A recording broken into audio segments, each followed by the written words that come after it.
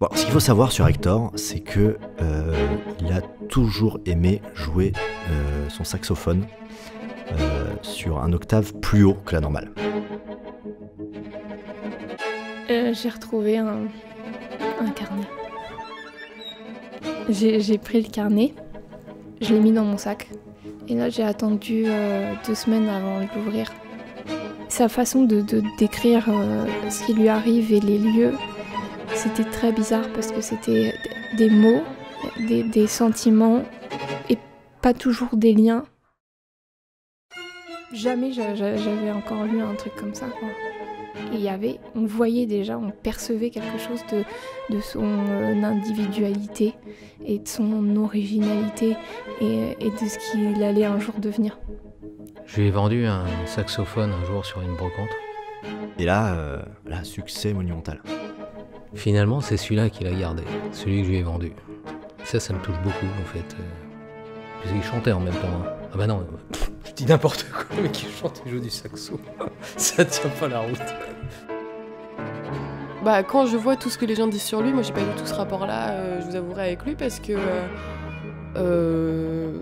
pour moi c'est pas un artiste comme celui qu'on voit dans les journaux. On avait marché 5-10 minutes jusqu'à la plage, on s'est senti un peu con parce qu'il n'y avait pas vraiment de coquillages.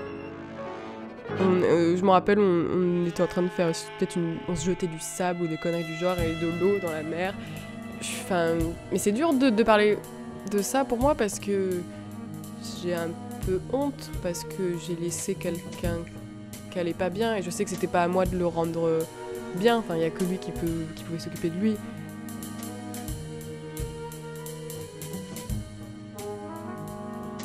Et je me suis dit, peut-être qu'il regrette, peut-être qu'il aurait voulu ne pas partir.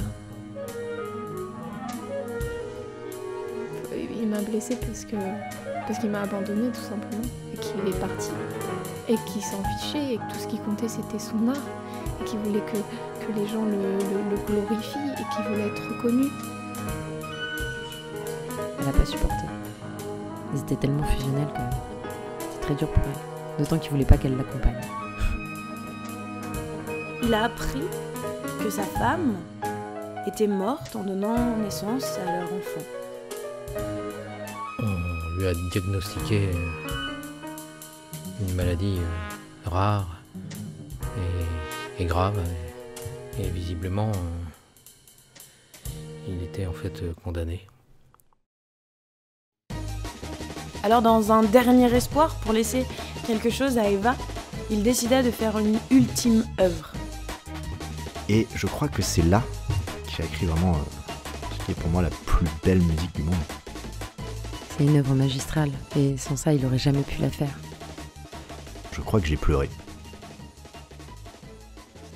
Peu de temps après sa mort, il y a son agent qui a dévoilé au monde sa dernière œuvre. Et quand je l'ai vue, j'ai eu l'impression que c'était pour moi. Parce que c'est mon père.